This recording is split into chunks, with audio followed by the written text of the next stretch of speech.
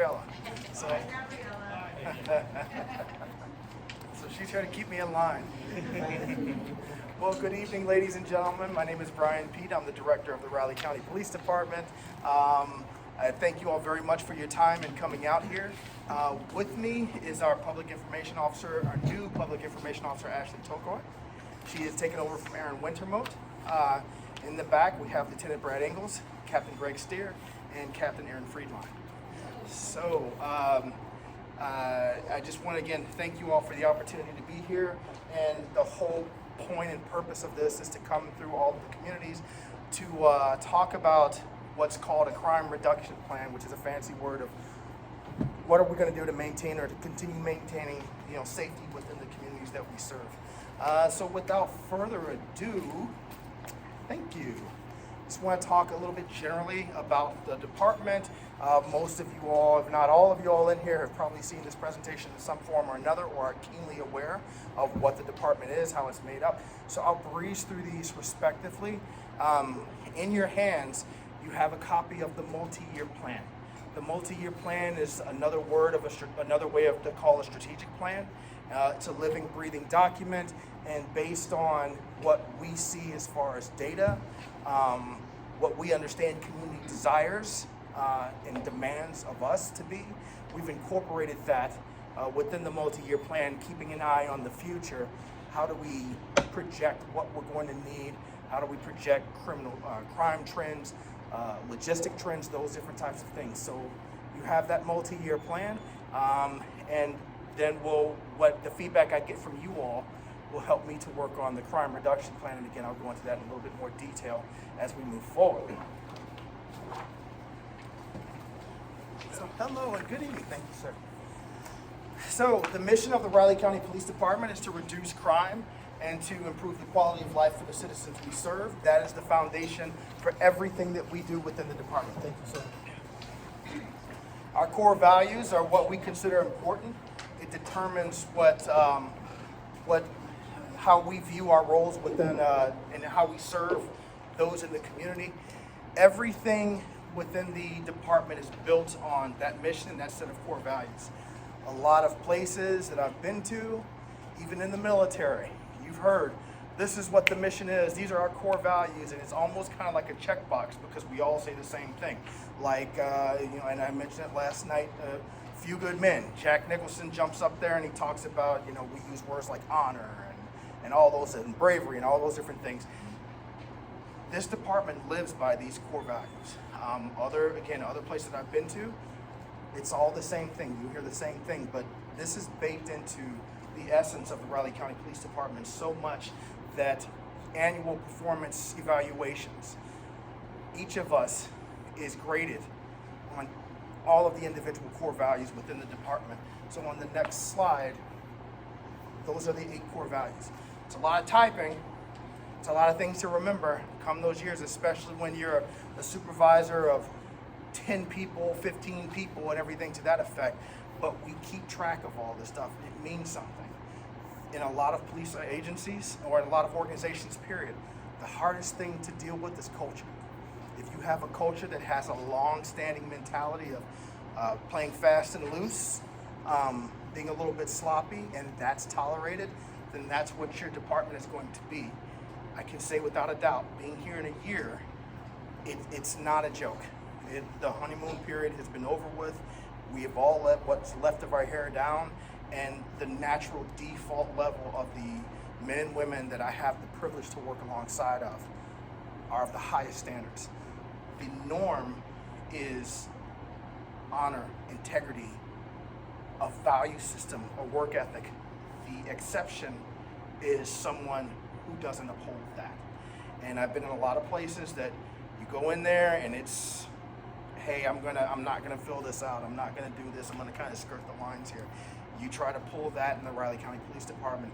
It's not the supervisors that are gonna jump down your throat or hound you. It's your fellow officers and your fellow corrections officers and your administration staff. You're not carrying your weight. You need to start doing this. And believe you me, they will tell you no matter what your rank is. Gosh, honest truth. Not that I'm lying or anything else like that, but just the expectations and getting work done. So one of the other things that you also see in that multi-year plan is in the back, I don't just say, hey, I want the department to hit this pillar. I want the department to do this. There are personal goals that I have to set because there are things that I have to do as the director, not just delegating. I have to do certain things because I have to serve the men and women who serve this department. So beyond the core values, an overview of the department. We are a consolidated agency, of course, so I act as the sheriff and as the police chief. I am responsible to the law board. The law board is made up of individuals from the commissions from Riley County, from Manhattan, and then other folks who come on board who are regular citizens at large, as well as the county attorney. So they're my bosses on paper. All right, they hire, they fire me, but my other bosses are the mayor, the city manager here, the council here, everybody in this community. You're who I work for. I'm a servant. You pay my tax, or you pay your taxes. You pay my salary. So one of the things that you do, that some folks say, hey, can we get a raise? But you've already given us one, and thank you. So we're allotted 223 positions. That consists of 110 sworn officers, 51 corrections officers, 24 dispatchers, and 38 professional staff members. We have patrol, investigations, corrections section, administration, and support divisions. And again, Captain Friedline is in charge of investigations, Captain Steer is in charge of investigations, and Lieutenant Ingalls is within patrol. Will soon be running one of the divisions, probably within the next year or two, because he's just that high speed and that good. So I want to briefly talk to you all about statistics. I can go into them in a little bit more detail, but the whole purpose of this conversation was just to let you folks know where we're standing at. We have not resolved all of the calls for service or active cases that we have throughout the county, so we haven't officially released anything. So these numbers are preliminary, but for the most part, they're going to be fairly accurate. Keeping in mind any specific questions that you may have, I'll probably only be able to give you general responses because we have not resolved the cases and everything else to that effect. So part one, violent crimes. In the police department or in law enforcement across the country, there's two things. There's something that's called the Uniform Crime Index, which is the UCR, and that's a mandate that the FBI pretty much says, well, it's actually a participatory thing, but the FBI says, hey, we want to run statistics to see how crime is ebbing and flowing within the nation. So folks submit their numbers, and part one violent crimes are homicides, rape, any type of felony cases that typically involve violence. We've gone away from UCR, Uniform Crime Reporting, to NIBRS. And it's just another different acronym of reporting the same stuff but under different categories because the FBI has a new, different type of AI reporting system that helps filter out information. So long story short, what we're giving you now are the same numbers that we report up through the state and to the federal government. So part one, violent crimes. On the blue line here at the bottom, that's a 5-year minimum. So looking at everything within 5 years, those are like the averages. The 5-year highs are at the top in red, and the 5-year average is in the green. You'll see January, February, March, April, all the way through December. We've got them listed. We've had 22 part one violent crimes in January, February 10, March 18, and so on and so on. Crime is a very personal thing. If anyone's ever had something stolen from them, had their house broken into, had their car stolen or their car broken into, catalytic converter taken, yeah, it's a real personal thing. And not to make light of what that experience has been, we enjoy a very low crime rate within the community.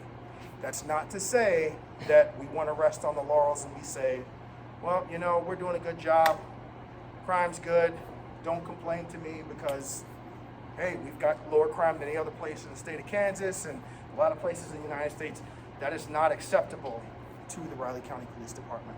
We're always trying to figure out how we can make those numbers go down And we do that through a host of different ways. One of the reasons, I think the two top reasons that our crime index is low is because, again, of the hard work of the men and women of the police department, the diligence, the resiliency of the men and women of the department, but also of the community. I think we have a very strong working relationship with the community. And when our community can trust us, when we've earned that trust, folks aren't afraid or believe that when they tell us something's going on, that we're going to act on it. Any Colin Powell fans in the room? You've all heard that the day that your soldier stops complaining to you is the day that you pretty much become ineffective as a leader. And the day that our community doesn't come to us and say, these are things that you can do better, these are things we want you to do, these are things that we're noticing and we want them stopped, that's the day we've become ineffective. We've lost our legitimacy. We've lost that trust from you all. So again, those are relative numbers with context. So part of those Part 1 violent crimes, looking at robberies, 3 in January, 3 in November. This is higher than that 5-year average. Moving forward to aggravated assaults and batteries. Again, these numbers they look relatively, when you just look at the visual, it's like, man, that's up there. The highest number here is 15 for a county population over 80,000 folks. So we'll keep that into that context, keeping in mind we can twist statistics into any which way, but we're going to be nothing but honest to our community. Part 1 property crimes, now is where we start getting a little bit higher, 90, 99, 108. 108 is the largest amount that we've seen this year that occurred in March. Again, and that's actually at the 5-year max. So when we talk about that, Captain Steer, Captain Friedline, all the lieutenants get together and they're like, what have we noticed? What's different than what's going on? Is it the same group that's causing the same amount of crime? We've got new players coming into town. How do we handle this? How do we deal with this? I make the joke, and folks in the department are probably tired of hearing about it, but if I was gonna commit a crime, I'd rather go back home. Well, this is home. I'd rather go back to my old home in Chicago and do it, because the cops don't have time to respond to that call, and maybe they're so disenfranchised and so angry with the community and vice versa that they don't care. I just want to get home to my family. Just being blunt and honest. I wouldn't be able to get away with that here because everybody knows everybody, and the cops have a very strong pulse on what's going on in the community, and if I do something stupid, one of you all is going to say something, if not confront me, let them know, and they're going to take care of it, and they're going to do a very, very thorough investigation, and it's not going to be a slap on the wrist because they're going to be very thorough in what they do. It's going to be a significant amount of time. There was just an article that was published, I think, online. I was reading through this morning, and it talked about the robbery case, that it was something that happened, and within the next day, the Riley County Police Department knew who it was and got him arrested. That's huge. That's huge. So going from property crime to structural burglaries, these numbers again, we're looking at 15 towards the max end. We're below our 5-year average for this month, so we're maintaining in that way. Vehicle burglaries around the same. This is one of those things that it's a double-edged sword. If folks feel that their community, does anybody in this room like, hey, I keep my windows open in the summertime when it gets really nice like it was today? Keep your windows open, your doors unlocked. Anybody do that in the community? You don't have to admit it because you never know who's in here with you. Yeah. But if folks feel that comfortable, then we're doing something right, because you feel that you can be safe in your own community, in your own home. The bad news is that somebody who wants to take advantage of the safety that you feel, it makes it easier for them to do something. So, for example, in the city of Chicago, I don't, your little ashtray in your car and you keep your change in there, you lose change. I don't know if anybody does that. I don't keep my ashtray door open, because if someone is in there and they see that, they'll break my window, and that'll be my deductible for insurance just to get 78 cents of change. And so it's that takeaway. So again, like I said, it's a double-edged sword in some of these things, but I'd rather people feel that they're safe out and about than not. Motor vehicle thefts, we're looking at 8 for December, and for February, those are the highest months.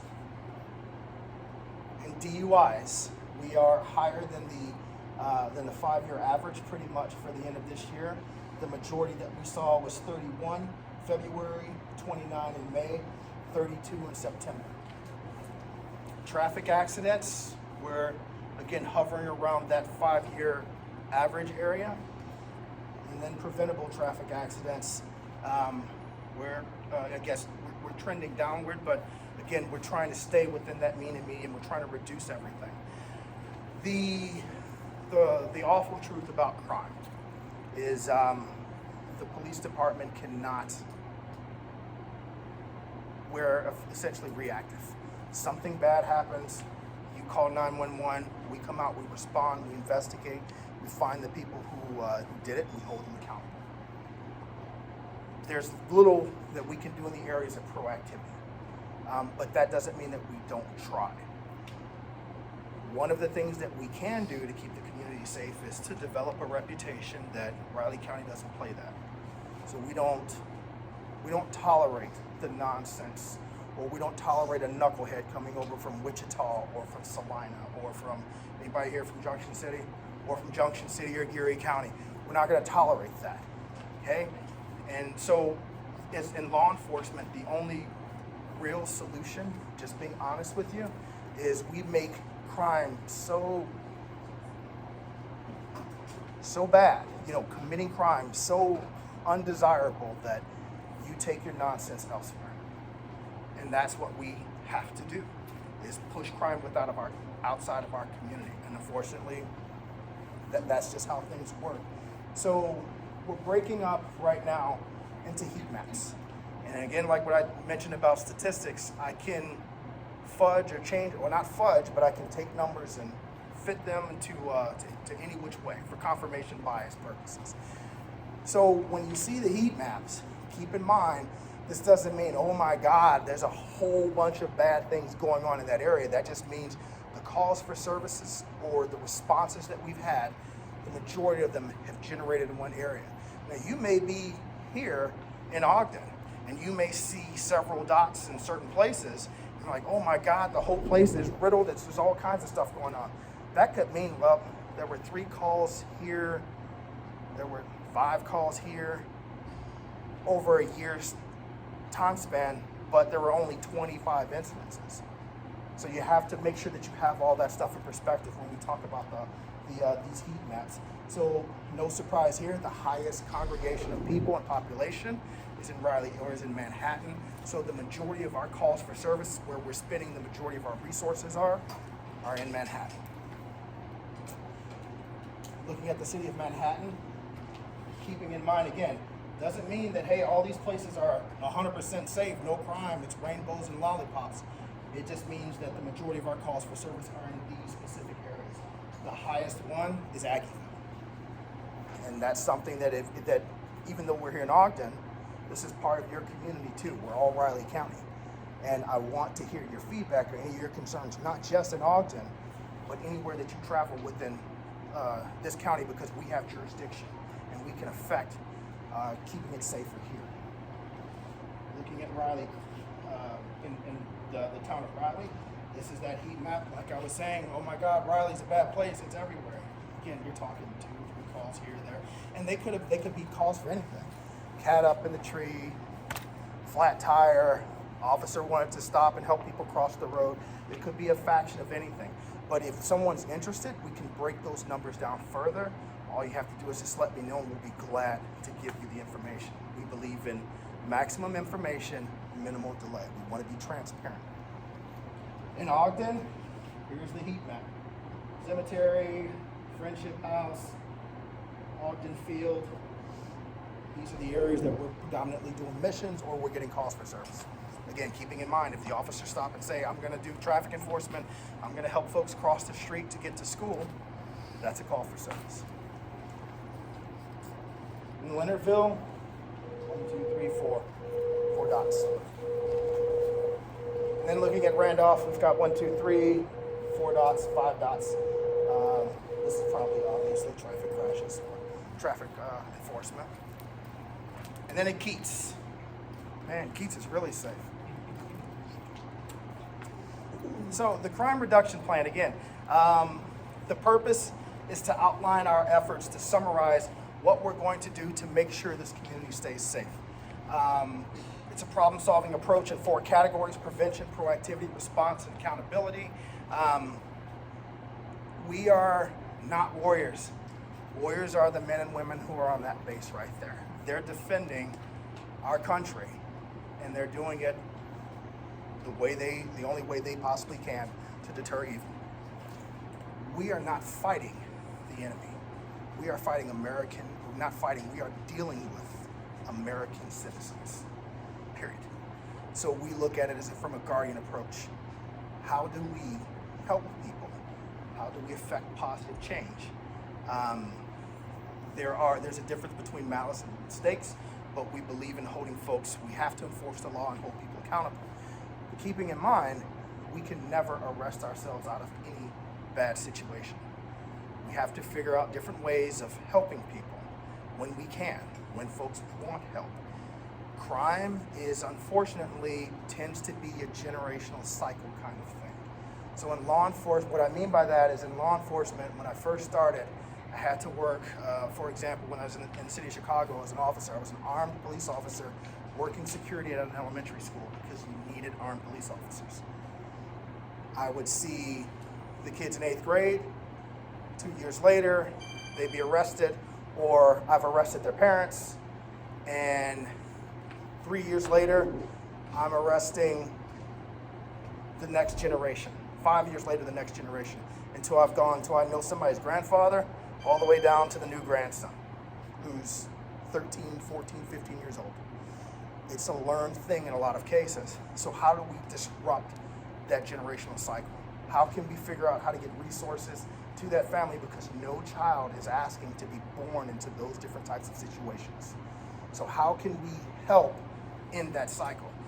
It creates safety, it brings a positive outcome for a family, but it also, from the business side of the house, it lowers taxes because we're not spending a whole bunch of money on law enforcement to deal with the same old thing, which we know is a problem.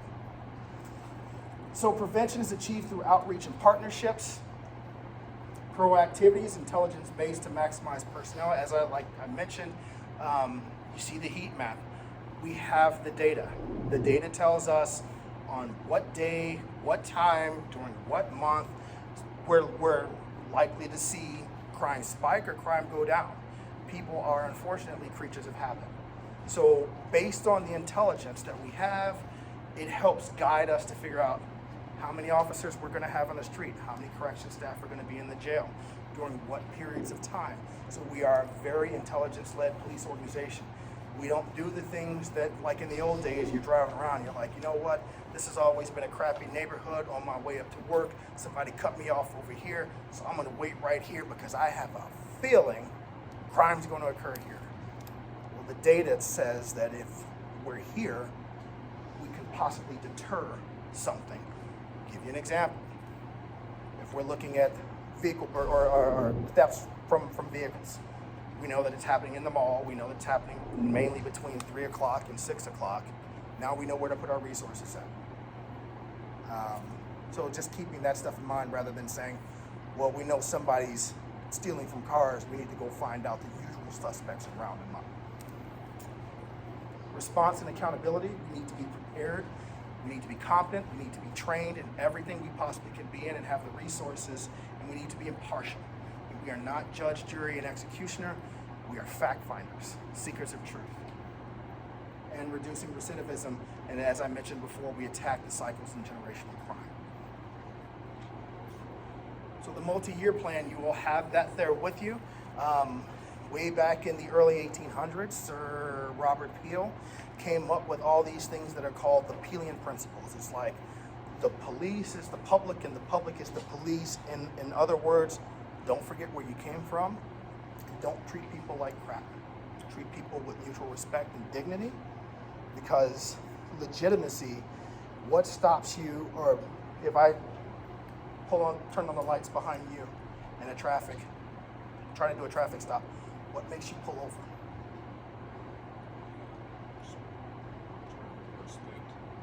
Respect. Because if you don't respect, you'll be like, hey, I'm gonna keep going. Because I think that cop's gonna do something bad to me. Those guys are jokes, they're slobs, they're lazy. I'm not gonna pull them over. And hell, nowadays you can, we can't pull people over, right? We can't chase, right? No, but you know what I'm saying there. We're talking about the legitimacy effort, or the legitimacy part. So that's what we want to be known in doing. You can't catch people, or crime is not just catching people, it's preventing it, like I mentioned in the beginning. So not only is crime real, but the perception of crime is real. If you feel that, man, I don't think I can go outside of my house and do this and do that, I can come up in here and tell you, well, that doesn't make sense to me, because you've only had 6 calls for service in all of Ogden. And you're gonna say, bullshit, this is how I feel about it. What did Maya Angelou say? That people will never remember what you told them, they'll only remember how it made them feel during that interaction. It's the same thing. Perception is reality. Those of us who are in political positions know that all too well. So you have to deal with the perception as well as you have to deal with the issue ahead of you. So as we look to create this crime reduction plan, I really, really want your feedback, whether it's critical, whether it's positive. What are the things the department is doing right? What are the challenges that we need to be thinking about? What are the things that we can do better, not only here, but anywhere you go within this county? How do I know that you're gonna feel just as safe walking out to your car here after this conversation's over with, that you will feel in Aggieville at 10 o'clock when your old high school buddies come into town and you guys wanna get together and chew the fat for a little bit. So that being said, do you all have any questions, any feedback, any information for us? Sir? Like I knew tonight, probably one of the biggest things that everybody wants to talk about is Riley Avenue and speeding. Everybody at the racetrack of Riley Avenue. How do you feel, or how do you compare if we say, hey, we need to do something about all the speeding, which perhaps to us means we need more patrol cars on that road during certain hours, versus not turning into a quote-unquote police state. So what are your thoughts of that balance? That's obviously a very good question. That's something that when I first got here that we had that conversation about. The thing about human behavior is folks are going to slow down for something relatively benign as traffic. They're going to slow down and adhere to it, which is what you want. You want that change in human behavior when they see police out there. When we're pulling people over, we're writing tickets. It's gonna be like, oh my God, they're out there. I mean, you can even, like, if you Google map and you'll see somebody, oh, police speed trap up ahead. People are going to, oh, okay, slow down. But the moment we're gone, they're gonna come right back at it. So what we do is we have to just keep rotating back in as much as we can to deal with it. The average, I may have mentioned it here before, the average allotment for sworn officers in a community in the United States is 2.4 officers per 1,000 residents. In Kansas and most Midwestern states, it's higher than that. It ranges between 2.6 to some places to 3.2. Does anyone want to take a guess at how many officers per 1,000 Riley County Police Department has? 1.5. It's 1.5 officers per 1,000 residents. So as much as we'd like to have somebody here in any school zone, it's not sustainable for us. We have to just keep going from point A to point B and then back to point A and keep trying to tamper that down. It's not ideal, but we have to work and try to figure out ways. How do we slow it down? what's some evidence-based things that we could do? I mean, are we willing to look at something like speed bumps? Maybe, maybe not, because now you're looking at potential risk management and liability for the town. You know, oh, I just jacked my tire up with my suspension work. I want to sue the town of Ogden for money. So there's a lot of different things to consider. But unfortunately, what we're relegated to is coming over here and enforcing it when we see it, or when you all tell us. Based on looking at the numbers, looking at the data, we know it's especially, we want to make sure our kids are safe. So we know we want to be out of here at school start and school stop, but we just have to keep influxing that way. Because again, if we have issues that are in Manhattan, or another fight, or something that goes to that level, all of those resources are going to that emergency before they come out here for that type of collective work. I'm sorry about that, but I don't know if that answers your No. That I add something to that. So I know I was talking to kids. It's like I got curious because he's coming back from the gym the other day, so I actually matched the speed of coming from me when we were doing 65. So they are blazing through here.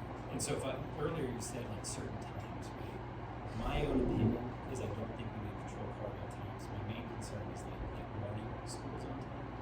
Because for whatever reason that seems to be one of the fastest. And I mean on the compliment side, like I felt like in the fall, I really appreciated you guys out here.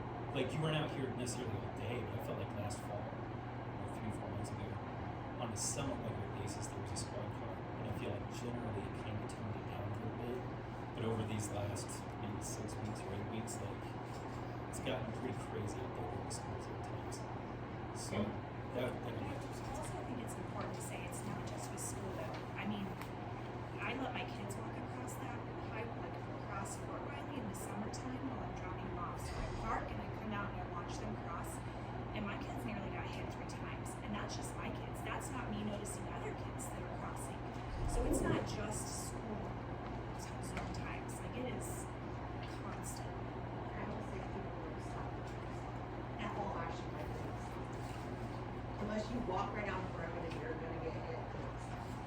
One thing I'll tell you is, Chief talked about how we are, we're a relatively lean agency, so we have to try to do as much as we can with the resources that we have, and we do have to, try to put them in different places where we can be impactful. A lot of that's based on accident data, so we focus on that. But beyond accident data, we do use things like this meeting to help us, allocate our resources and getting feedback. That comes in different ways. I'll get Facebook messages sometimes that will come from our PIO there, or we'll get emails to our account, or people just stop and talk to us and stuff. And so what we try to do beyond the numbers and the data is to try to use all of that to try to allocate resources and have folks out here. And it's a challenge to try to be as many places as we can at once, but we do try to listen to feedback and do the best that we can every day to address it. And I know we, like personally, I would say we see it, and I saw it particularly a couple months ago. I even thought about calling you guys just on the non-emergency line, because my opinion is it is escalating these past few weeks. Like they're 6 months. But I also know, like I hear you on everything, the staffing and I have to rotate, like I hear all that. But you still have to tell us. Right. And because again, like we're not here, that doesn't, just because I can come up to you, what we are not doing, I want to make sure you all don't, what you don't hear from us is excuses. We're just giving you the reasoning behind why we may be slower in other areas, but without your eyes, we would not know to come out here. We would think everything is fine in Ogden because no one's called us to tell us anything. So, I've never been ashamed to call the police and say, this is going on, can you guys take care of this? Can you guys deal with that? You will not just, it won't be one of those things that you say, hey, I just called, I haven't heard crap from anybody. You will get a response from somebody within this department. We will respond to you. I'll give you my card at the end of the night, or you can go online. My email's out there. You can email me directly. And I'll throw this out there too. We've got a coffee shop here on Main Street. About free coffee. So, Nope. like, I don't know. I just, whenever they're here, I want you guys to know I do see it. No, thank you. CFO of the coffee shop. And I will say another thing to that one too is so Captain Steer has a very, very good relationship with Chief Pascal, who's on base. He's the chief of police agencies for the law enforcement that's on base. They have a very good, tight relationship. I have a good relationship with Chief Pascal, and once the first time when I was here, a lot of folks said the same thing. What are we going to do about the speeding left and right? I reached out to the chief and said, hey, just so you know, he's like, they're doing it again. I'm going to let the base commander know. We're going to try to figure something out that. That's where we're at. So we will join forces on that. We could always reach out to KHP. But one of the other good things is, from our city manager, is we're looking at putting up that substation. Found out that they started construction. They're at that point now that they're clearing out that area. That gives us a place to actually stay. So if we're going to come out here and there's a call for service, and right now there's nothing else that's pinging out there in the street, the officer can just go hang out at the substation for a second, refresh, and then stay in the Ogden area. You don't have to drive all the way down back to the station. You don't have to go to the airport or anything else like that. We've got a home base here that we can feel comfortable and that we can rest at. So all those things will add up. But we hear you loud and clear. You'll probably see something in the next few days of enough enforcement. But when we turn our attention and you see it, call. Squeaky wheel gets the oil. And we don't take offense to it. That's our job. Yes, sir. So, aside from making sure we're reaching out to you if we see something, what is working since, in the past year that you've been the director? What do you feel is working with the relationships between your CPD and the communities, people in the communities? Like, if you're like, man, we need more of this, what is that to you? I'm gonna try to figure this out correctly. I'm gonna repeat back to you. So you're asking, what are we seeing that's working, that's making it effective, or what are some things that could help us to do our job better?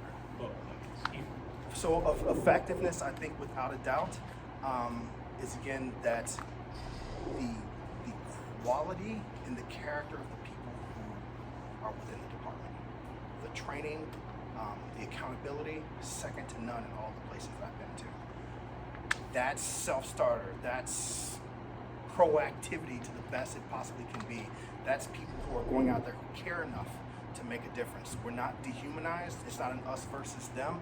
We are in this community. We love this community. We're a part of this community, and we care. So, to me, that's the hugest thing of any law enforcement agency. The other part of that is the reciprocation from it. Is you saying, hey, you know what? We have a coffee shop there. You guys can have some free coffee. Last place that I was at, people didn't wave back at me with all 5 fingers. It's entirely different because this community, if we've earned your respect, if we worked for it and we have your trust, it's going to be mutual. We know each other. You don't have to call me chief. You don't have to call me director. You call me Brian because that's who I am. I wasn't born Director Brian Ramon Pete. I was born Brian Pete. And we see each other as human beings. So I think those are the 2 things that make fighting crime in this community extraordinarily effective. What we need more of is staffing, technology. How do we leverage technology to reduce the drag on staffing? Like everybody else, we're hurting. We have to be cognizant of how much that's going to come back to, because in some cases, in a lot of cases, it's going to be cheaper to say we have license plate readers that we're working on getting, and we don't have to go through viewing hours and hours of footage to find a suspect vehicle that we believe was part of a crime. We can have technology that can find it for us and say, here were the time frames, this is the car you're looking for, and everything else to that effect. So that technology is going to cost money, but it's going to be cheaper than saying we're going to add more people to staff, and because we're going to have to pay retirement, we're going to have to pay benefits, we're going to have to pay salaries, because you know what, your taxes are going to go up, and it is not fair to keep asking the community to pay for our salaries, to pay for increases. The bad thing that's going on right now, hopefully we're at the tail end, but law enforcement has been in demand, and you don't have enough law enforcement agencies. So what do you have people doing? Wichita, Topeka, they're saying we're gonna increase salaries by X amount of percent. We're gonna try to attract all the rest of the officers, and then to keep the officers that we have, now we're trying to compete with Wichita, who's got 3 times the population we do. That's not to say we can't come back to you every year and say, they're getting a raise. Come on now, fork over some money if you want to keep us. We don't think that way, but again, that's not fair for us to do. What we do have control over is morale. What we do have control over is making this an environment that people realize the grass is not greener on the other side. They want to stay here in this department. And again, a big part of that is you all. There's nothing like having a bad day and then driving through a community and somebody saying, hey man, you look okay, you look kind of down, you all right? Yeah, I'm okay, I'm cool, thanks for asking, because that person actually cares. That person realizes I'm a person too, just as much as I realize they're a person. So in answering that question, the political way, but coming right back around, I think we're doing great because of where we are. Our stats show that. Where we need more is staffing and investments in technology. Thank you. Yes. Yes, sir.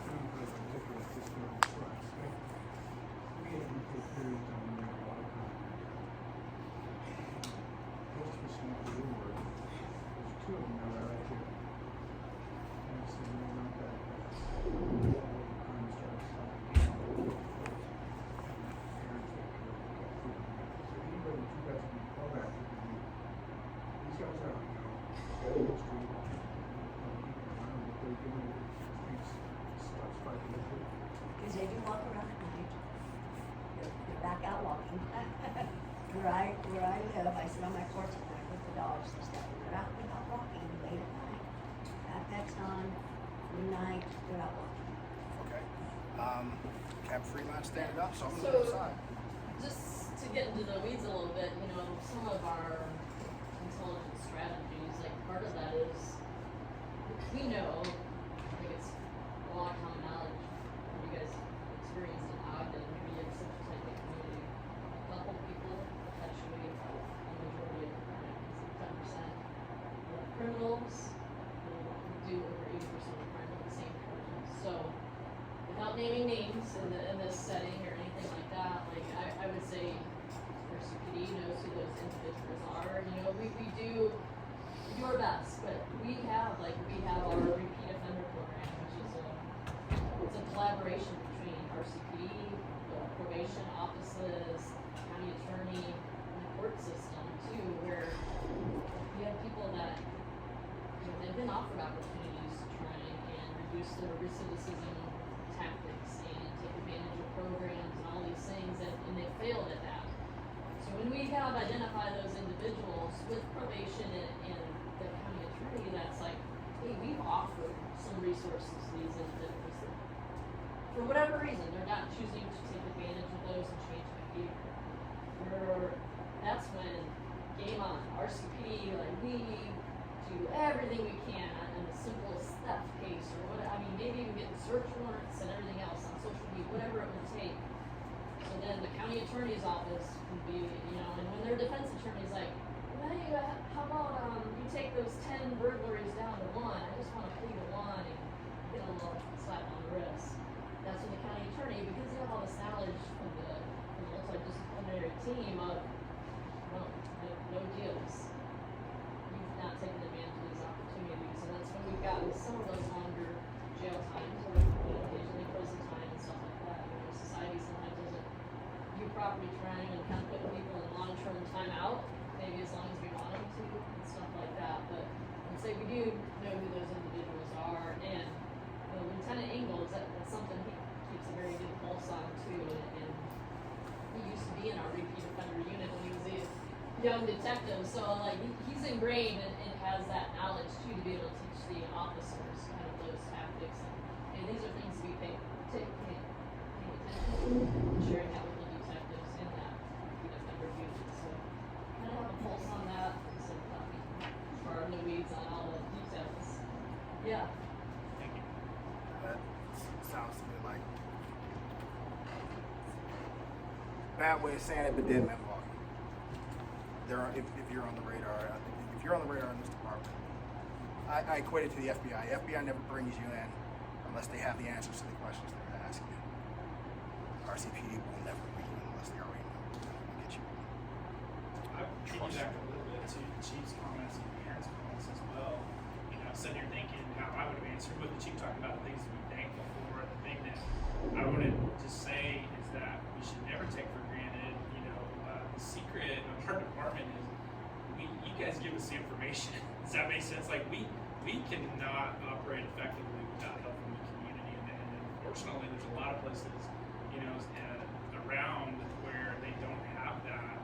But, you know, I know my experience has always been, you know, we kind of bring things together and do what we can, but we rely on your information so much. I know in investigations, they rely on your information so much. You know, so it's anonymous or Crime Stoppers or just going out and talking to people coming to us and giving us information. And so the thing that we never want to take for granted, and this, you know, this thing you guys are talking about right now, we need, that's where we get, you know, to have information, have intel, and then we try to make it actionable. And it's a huge thing. Ogden has always been one of the best places for us to have that information and get help from the community. So we want to never take that for granted.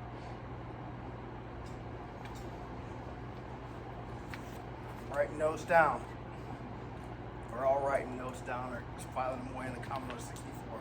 What else do we have? We need your feedback. I don't think so I'm the code enforcement officer, so council call that kind of stuff. And I would say a year ago, some people take 2 or 3 calls to get orders to get and not have that option. They don't want to meet with the officer, they don't want to attack it and do whatever they need to do. Thank you. Sorry, Director Pete, No. could you, because it has changed recently, could you just broad strokes, animal control, how does that work? I have no clue. How does that work? Okay, so what had happened was the city of Manhattan has animal control. So they had the actual shelter, and then they had animal control officers that would go out and enforce whatever codes or calls about dangerous animals, anything to that effect. The city had decided that it wanted to turn over control of the animal control shelter to Prairie Paws, which is a nonprofit agency. So Prairie Paws is now handling any type of shelter turn-ins, anything else to that effect. It's no longer ran by the city. So the city is paying money to the shelter to handle any type of incoming types of things. Organizations or municipalities like yours, so now if there's somebody in Ogden that needs something or needs to turn in an animal or some type of business with the shelter, now if you weren't paying out of pocket, now there's an agreement for the town to say, okay, if we have X amount of need, then we're paying for it. We believe that we're gonna have X amount of turn-ins, we're gonna have whatever the case may be, and that's what we're going to do. And then animal control they're now under the fire department. So any calls for service for animal control within the city of Manhattan is handled by the animal control officers there. The law board has asked us to look at how can we move the animal control function from the city of Manhattan over to the Riley County Police Department. To me, it doesn't matter. I mean, my understanding is they've had their challenges in the past. I love nothing but a challenge to say, if you have an organization that needs some help from the ground up, this is the right organization to send it to, because we're going to get a hold of it quick and we're going to make it successful. The potential drawback to that one is there's twofold. The first one is finances. So if we can only ask for no more than 10% of what our current budget is for an increase for salaries or for new equipment or for new people, to bring over the ACOs would count towards that 10%. So that would hurt us in some of the other things that we need to ask for in planning in the future. The other part about that one is if we take control of the ACOs, we're only reimbursed or paid the city of Manhattan to police the city of Manhattan. I don't know if that makes any sense. So there's going to have to be some conversations between the county, the mayor, the board here with Manhattan and saying, okay, this is the Riley County Police Department, so if I'm out there running code enforcement and something's going on, or there's a dog bite or something to that effect, I need RCPD, since they have the ACO system, to come out here and take care of what this issue is. So how are we paying for it, the services that we need to provide into the county? So that it becomes a political issue, and that's above my pay grade. Very well. Thank you. Mhm. And right now, we have our own animals ordinances and how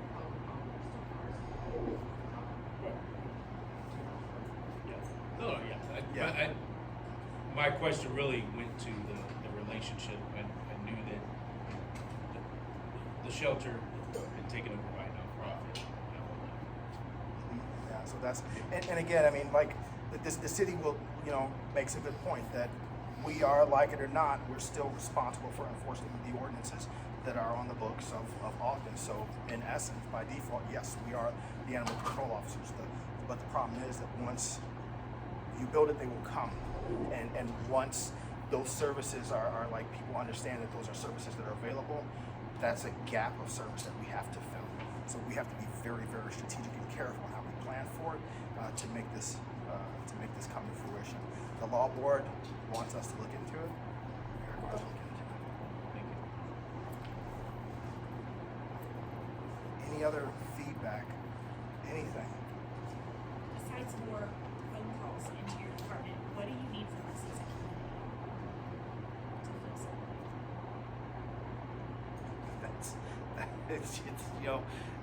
For me, that's like asking a happily married person, what do you need more from me? I say, honey, it's just the same. And so from my perspective,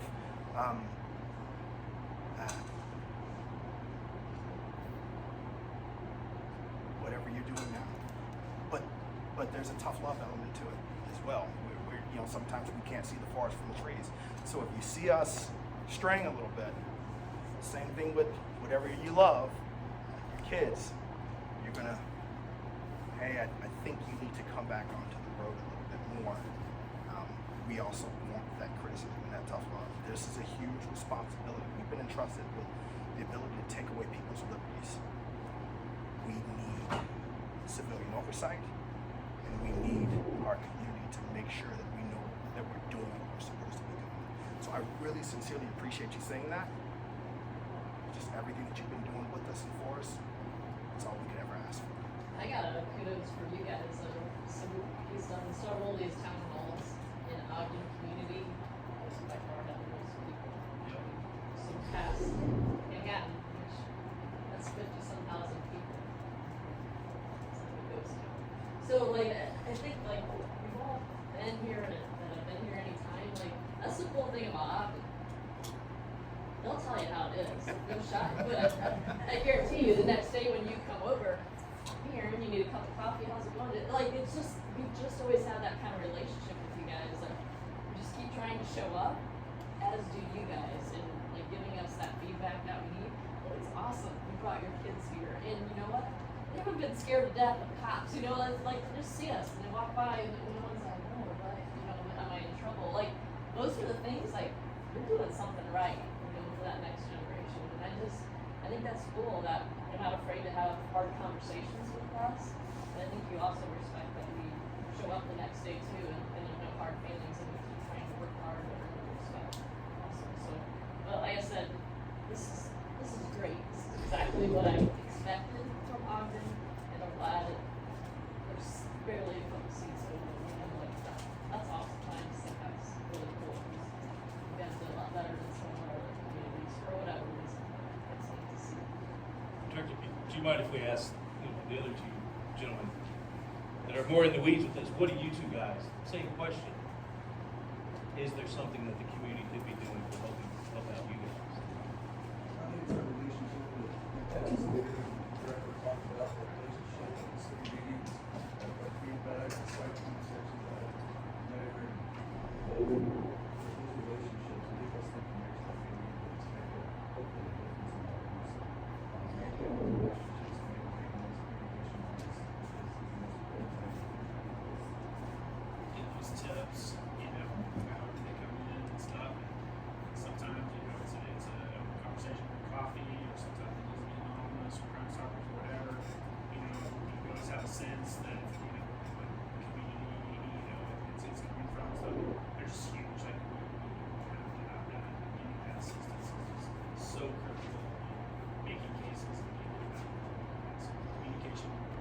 whatever it looks like, we just need that as much as possible.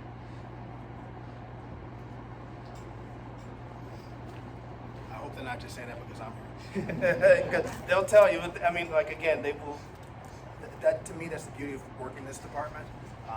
That when I do something that somebody's not sure of, or that somebody doesn't agree with, folks aren't afraid to come in there and say, "I need to talk to you about this," and it helps me get better, and I think in earnest it helps our department get better. So if I can sit up here and take feedback, trust me when I say that they do and welcome it as well. One last question. Yes. Oh, you've been trumped. Yes, ma'am.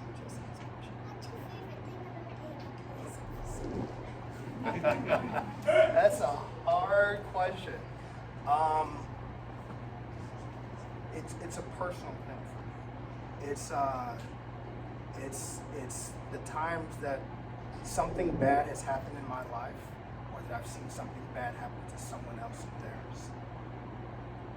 I made a vow to make sure I would never, ever, if I had the power to make sure it happen again. And to be able to make a difference, that's all I care about. And I have a daughter too. And that makes me, it's hard to sleep at night because I just want to make sure I do everything that I can to make life better for her. That's the best part of my job. And free coffee when I go by. And the cookies. Cookie, well, now, well, you know, I can't fit into the vest they gave me today. Yes, sir, you had a question. So on that, right, not going too far down the trail, but the reason we started the coffee shop is it's a nonprofit, so we work with the kids and teens. So you brought up earlier how like you would meet the 8th grader and then you see him go to jail, and we've literally lived that, right? So there's times where like the ones who are causing the crimes, like we knew them when they were like 13, right?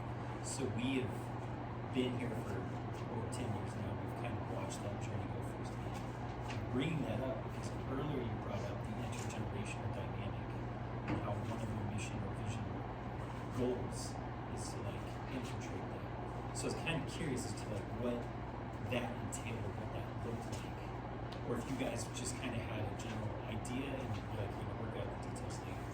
So I think what we've been doing thus far, and I could be wrong, but it's been a less structured approach that I can tell you without a doubt. Like for example, Lieutenant Bro. I don't know if you've ever met Lieutenant Lucas Bro, but there was one time a few months ago that he came to me and he told me that he had there was a kid who was getting ready to get kicked out of Manhattan, the high school, and he stayed out there for an hour talking to that kid, and it was one of those types of kids that you're like, in 5 minutes I'm gonna punch you in the face. Just that type of aggravation, and he broke the kid down, and then he really got to what that person was, a scared kid. And through those conversations, he's earned a rapport that he went back to the school and said, you guys don't want to kick this kid out, you want to give this kid an opportunity. And so how do we advocate for that kid, for somebody who is willing to try to, you know, we all fall down 7, 8 times, we're always going to fall down. But how do we advocate for people when they need it? So if we're looking at a structured approach, our school resource officers who see this stuff on the street, you all who see these things on the street, we need to have that partnership that if we've identified, again, like with SROs, again, there's another example that our internal communication is such that if Lieutenant Ingalls went to a really bad domestic and he knew that one of the kids was in elementary school and one of the kids was in high school, and now mommy or daddy or both are going to jail. When Johnny comes to school the next day, it's going to be rough. And they talk to the school resource officers, talk to other officers, and say, hey, if you deal with this kid, you need to understand this is where it's coming from. So we go into it with that discretion. We go into it knowing that, but we could probably be a little bit more structured that when we've identified someone, we can reach out to someone like you who is in that space and working that element, and we can partner and figure out how can we get through to this kid, how can we help this family. The other beauty of it is we have a victim, an advocate or a victim resources and specialist. So this is one of those things that if somebody is a victim of crime, when you're charged, Now the state pays someone to say, this is where you can go, this is money that you can get, this is how you get out of the situation. You get access to a lot of resources that you may not have known about. But unless the person is charged in the criminal justice system, you'll never know. But we have someone who, even if you're not charged, who knows what's going on in the background, so we can reach out and find out what those resources are. So I think we'll probably take a more structured approach. There's other agencies that are in Manhattan. Somebody asked the same question last night. So I think we need to partner with each other. When you see something, we work together, and when we see something, and if there's something that we think is a good fit that you can help with, we'll do it. We're all on the same sheet of music. I don't know if that makes sense. Kind of does. Kind of does. I just think it would be, I mean, I don't know, right? I mean, I can tell you right now, kids who have red flags, like kids who move out, right? 'Cause I think we've been doing this long enough, you can see the indicators. And you can see in pre-adolescence, and then adolescence is when it starts to come out. But in my opinion, you know, middle school is where you start to see the indicators. Sophomore years, usually by then the actions are coming, right? Sophomore, junior year. So, you know, I just wasn't sure if you guys had something in mind specifically, because kind of what I'm hearing is the resource officers and community partnerships, but not necessarily anything where you guys are like, I don't know what I was asking, essentially. Like, is there a volunteer system? Like, I don't know if relationships are getting built. I also know there's staffing stuff. I was just curious what that looked like. One thing we did this year that I hate bringing this up because it's dependent on some grant funding that's going to go away. But we added a school resource officer in the middle schools just because things that you're talking about on top of, like, you know, we could do a presentation on calls for service that are occurring in middle schools related to what you're just, you know, the issues that you're referring to. That has been, you know, I just had a meeting about it this week, and I think it's been a huge success. We're also trying to do the liaison program. I wish it could expand. Captain Friedman is one of my best participants in that, and you know, we were just talking about it last night.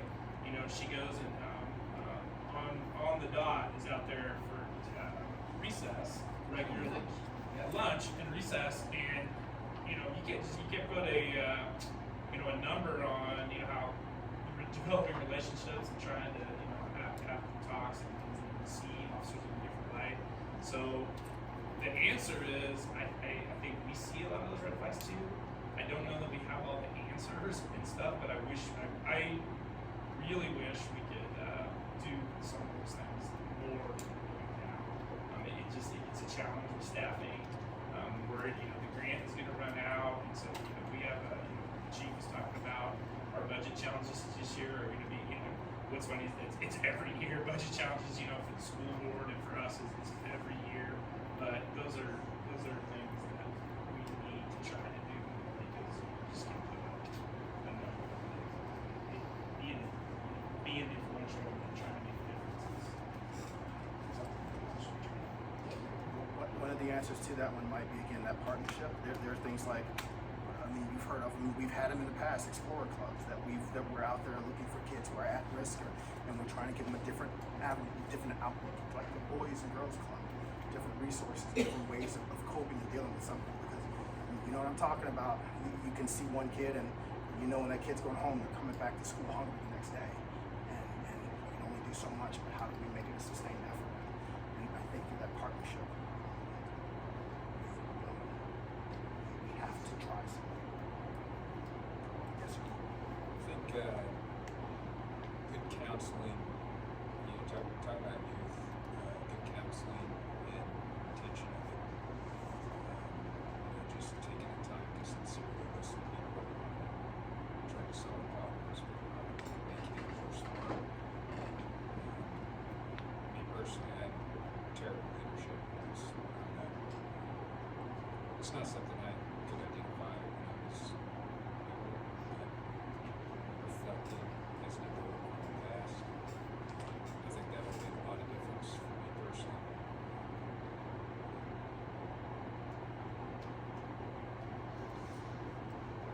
It's just something that's important to me personally, and just take the time to talk and listen and mean it. I think maybe we should look at a mentorship program, and don't be surprised if in a few months you may see something that comes out soon. We want to partner with everybody, and we're looking for mentors. Or we're going to partner with Big Brothers Big Sisters. We're going to partner with CASA. We're going to do all these other different things. We've got all these people that are operating in all these different spaces for the same outcome. Maybe it's time we figure out a way to bring each other together. Are there any other questions? Sorry about the mud. I got to find the vacuum cleaner.